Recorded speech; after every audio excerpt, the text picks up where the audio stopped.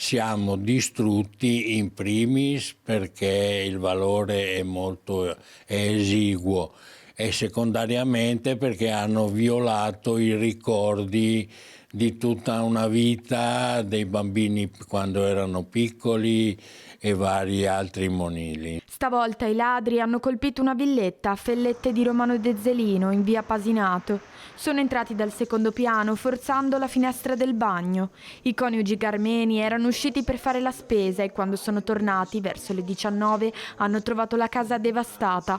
Nessun contante portato via, solo gioielli per un valore complessivo di circa 30.000 euro. Erano tutti ricordi, la mamma li aveva lasciati solo a me e quindi per me è stato anche nei confronti dei miei fratelli, perché lasciandoli a me era un po' una responsabilità e proprio questi ricordi, più tutti i ricordi con mio marito.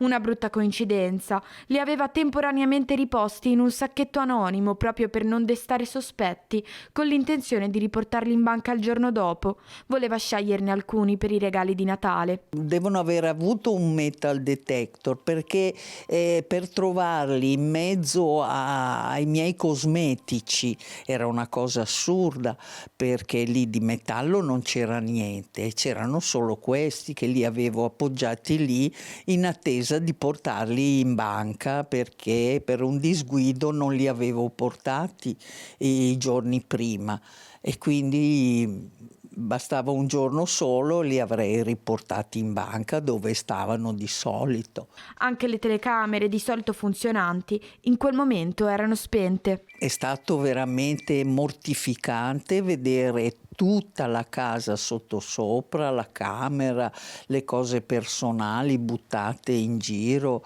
e questo è quello che fa male, essere violati nella propria casa, ecco.